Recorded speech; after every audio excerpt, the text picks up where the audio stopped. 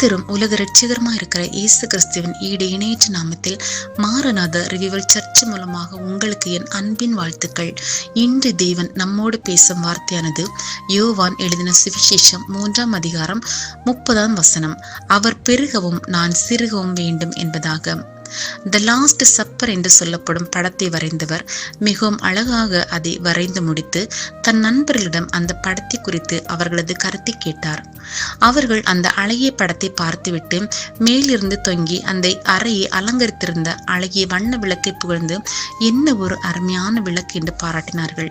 மற்ற ஓவியர்களாய் இருந்தால் புகழ்ந்தவுடன் மயங்கி போயிருந்திருப்பார்கள். ஆனால் இவரோ உடனே அந்த விளக்கை அந்த படத்திலிருந்து நீக்கிவிட்டார். அவருடைய எண்ணம் எல்லாம் எல்லாருடைய கவனமும் எஜமானாகிய கிறிஸ்துவின் மேல்தான் இருக்க வேண்டும். அதை தவிர வேறு எதுவும் மேலானதாக படக்கூடாது என்பதுதான். அதனால் இந்நாள் வரை அந்த படத்தில் விளக்கு இல்லாமல் வரையப்பட்டிருப்பதை நாம் பார்க்கலாம். யோவான் ஸ்நானகன் தன்னை ஒருபோதும் வெளிப்படுத்தவே இல்லை.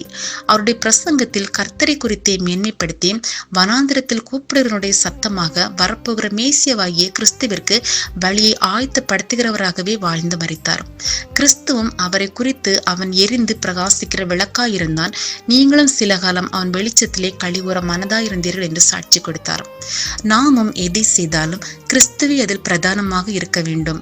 உலக காரியங்களிலும் எந்த முடிவெடுப்பதானாலும் முதலில் அவரிடம் ஜெபித்து விட்டு நீரே வழிநடத்த வேண்டும் என்று அவருடைய கரத்தில் ஒப்படைத்து விட்டு அவருடைய சித்தத்தின்படி முடிவெடுக்க வேண்டும்.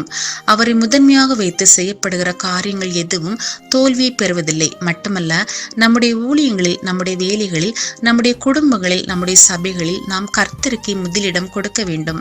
நம்மை ஒருபோதும் வெளிப்படுத்தக்கூடாது. ஆண்டவரே, நான் சிறுகவும் நீர் பெருகவும் வேண்டும் என்பதை நம் ஜெபமாக, நம் குறிக்கோளாக இருக்க வேண்டும். நம்மை வெளிப்படுத்த ஆரம்பித்தோமானால் அது நாம் சரிந்து கீழே விழுவதற்கு ஏதுவாக அமையும். நம் பெயரோ நம் புகழோ அல்ல, கிறிஸ்துவே நம் வாழ்வில் உயர வேண்டும். சுயமாய் பேசுகிறவன் தன் சுய மகிமையை தேடுகிறான். தன்னை அனுப்பினவரின் மகிமையை தேடுகிறவனோ உண்மை உள்ளவனாய் இருக்கிறான். அவனிடத்தில் அநீதில்லை என்று யோவான் 7ஆம் அதிகாரம் 18வது வசனத்தில் இயேசு கிறிஸ்து கூறியிருப்பதை நாம் பார்க்கின்றோம். ஒருவன் எப்போது தன் சுயத்திலிருந்து தன்னை குறித்து பெருமையாக பேசுகிறானோ அவன் தன் சுய மகிமையை தேடுகிறான். ஆனால் கர்த்தருடைய நாம மகிமைப்பட வேண்டும் என்று அவருடைய மகிமையை தேடுகிறவன் உண்மை உள்ளவனாக கர்த்தர் பெருக வேண்டும் என்று ஊழியம் செய்கிறான். எத்தனையோ மிஷினரிகள், ஊழியர்கள், நன்கு படித்தவர்கள், நல்ல வேலையில் இருந்தவர்கள் தங்கள் படிப்பையும் வேலைகளையும் உயர்ந்த செல்வாக்குகளையும் தள்ளிவிட்டு கர்த்தருக்காக தங்களை அர்ப்பணித்து இன்றளவும் தங்கள் பெயர் புகழ் வெளிவராமல் அவருக்காகவே வாழ்ந்து கொண்டிருக்கிறார்கள். இவர்கள் எரிந்து பிரகாசிக்கிற விளக்காகவே வாழ்ந்து கொண்டிருக்கிறார்கள். அவர்களது வெளிச்சத்தில் நாமும் இன்றளவு களி கூர்ந்து கொண்டிருக்கின்றோம். அவர்களது தியாகமான வாழ்விற்காக கர்த்தருக்கு நன்றி சொல்வோம்.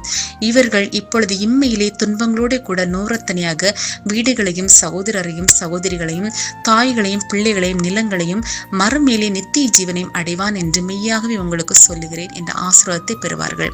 நம்மை நாம் அல்ல, கர்த்தரே உயர்த்த வேண்டும். எல்லாவற்றிலும் அவரையே உயர்த்துவோம். அவரே உயர்ந்தவர், எல்லாவற்றிலும் மேலானவர், எல்லோரிலும் பெரியவர். அவரை நாம் உயர்த்த அவர் நம்மை உயர்த்த ஆரம்பிக்கிறார்.